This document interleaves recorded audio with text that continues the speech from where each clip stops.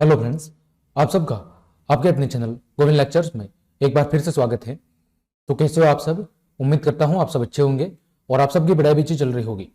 तो आज की इस क्लास में हम कक्षा 10 सामाजिक विज्ञान के टॉप 50 इंपॉर्टेंट ऑब्जेक्टिव्स की चर्चा करेंगे, जो आपके आने वाले द्विवार्षिक परीक्षा के साथ साथ आपकी आने वाली बोर्ड परीक्षा के लिए भी काफी उपयोगी साबित होंगे।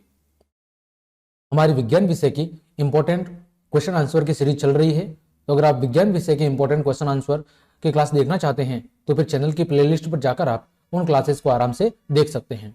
और आज से हम आपके सोशल साइंस की भी इंपॉर्टेंट क्वेश्चन आंसर की क्लास शुरू कर रहे हैं, जिसमें आज हम टॉप 50 एमसीक्यू की चर्चा करेंगे। तो चलिए देखें। पहला प्रश्न आपके सामने दिया गया है कि यूरोप का मरीज किसे कहा जाता है। तो यूरोप का मरीज जो कहा जाता है वो कहा जाता है तुर्की देश को। किसे कहा जाता है?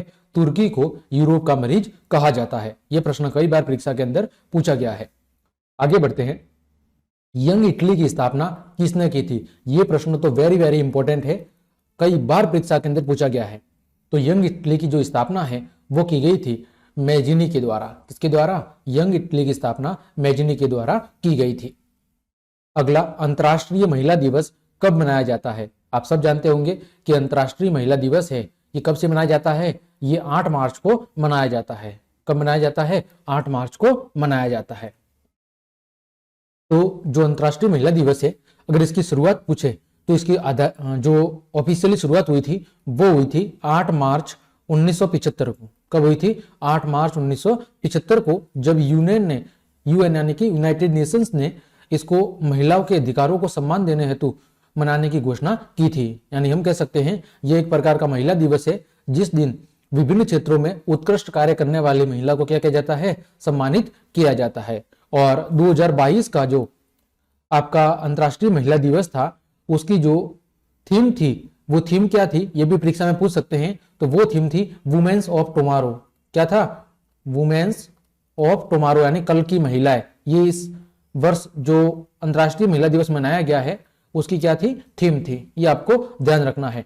अब एक वर्ष के अंदर जितने भी इंपॉर्टेंट दिवस मनाए जाते हैं उसकी पूरी डिटेल्स मैं टेलीग्राम चैनल पर डाल दूंगा। आप टेलीग्राम चैनल गोविंद लेक्चर्स, ठीक है, बीच में स्पेस नहीं है, दोनों साथ में है, वहां जाके आप अपने टेलीग्राम खोलिएगा, ऊपर गोविंद लेक्चर सर्च कीजिएगा, या फिर इस वीडियो के डिस्क्रिप्शन में लिंक दी हुई है उस पर क्लिक करके आप टेलीग्राम चैनल को ज्वाइन कर दीजिए, जहां पर आपको सभी प्रकार की इंपॉर्टेंट नोट्स और जितने भी बातें होती हैं वो सब आपको टेलीग्राम पर मिल जाएगी।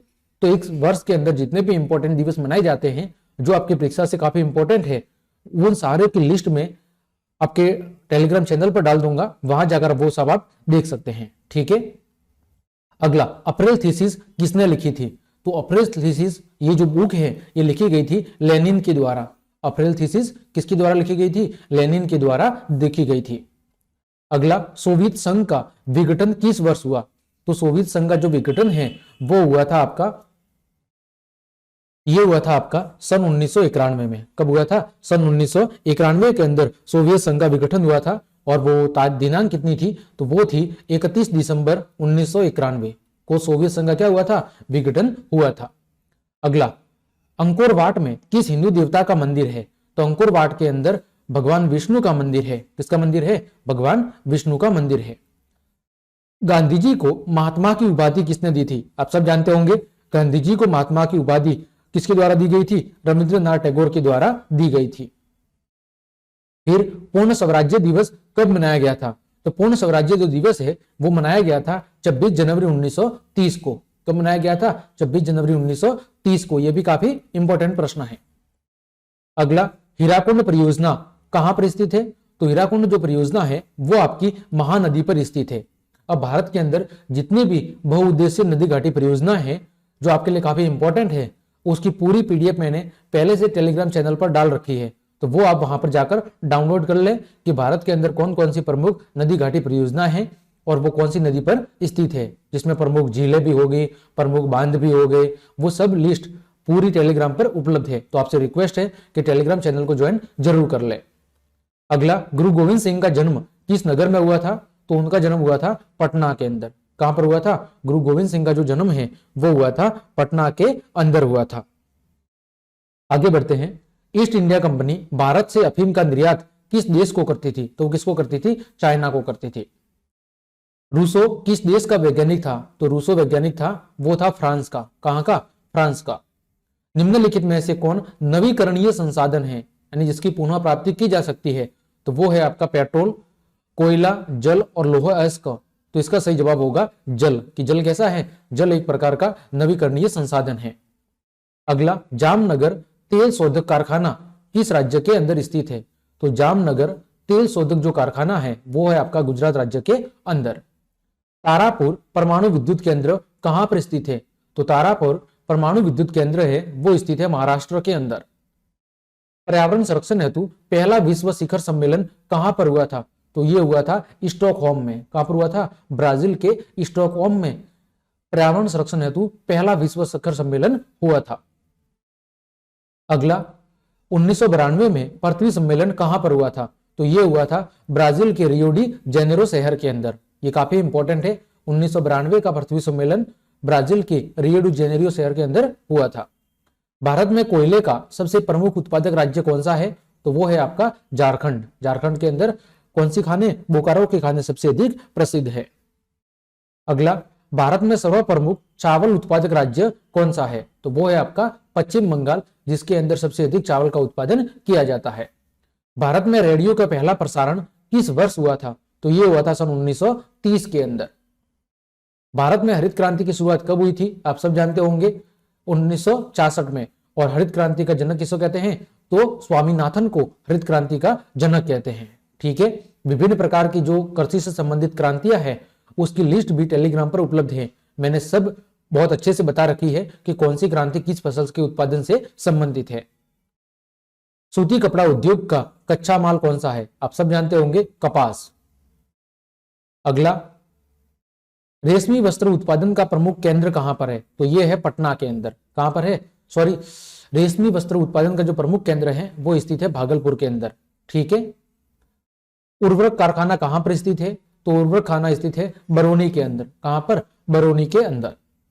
रंग भेद की नीति के विरुद्ध आवाज किसने उठाई थी? तो वो उठाई थी मार्टिन लूथर किंग ने। किसने? मार्टिन लूथर किंग ने।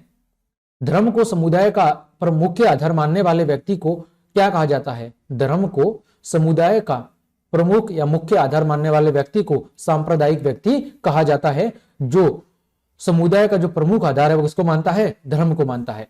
भारत में राष्ट्रीय महिला आयोग अधिनियम कब बनाया गया था? बहुत ही इंपॉर्टेंट, 1990 के अंदर। भारत में संविधान सभा का गठन कब हुआ था? तो यह हुआ था 1946 को। तेलंगाना राज्य का गठन कब हुआ? तो यह हुआ 2 जून 2014 को। चिपको आंदोलन की शुरुआत किस राज्य से हुई थी? आप सब जानते होंगे उत्तराखंड से शुरुआत हुई थी चिपको आंदोलन की, जो कि किससे संबंधित था? पेड़ बचाओ बीज बचाओ से संबंधित था। लोकतंत्र का प्राण किसे कहा जाता है? आप सब जानते होंगे एक राजनीतिक दल को लोकतंत्र की आत्मा या उसका प्राण कहा जाता है। निम्नलिखित में से कौन एक राष्ट्रीय दल है? तो इसमें से लोक जनशक्ति जो पार्टी है वो राष्ट्रीय दल नहीं है, डीएमके भी नहीं है, जनता यू भी नहीं है। भारतीय जनता पार्टी ये क्या है? एक राष्ट्रीय दल है। जैसे कांग्रेस है, ठीक है, बीजेपी है, इसी तरह आम जनता पार्टी है, ये कुछ प्रमुख राष्ट्रीय दल है। भारत में लोकतंत्र की क्या चुनौती है? तो सबसे बड़ी चुनौती है वो है आपकी जातिवाद।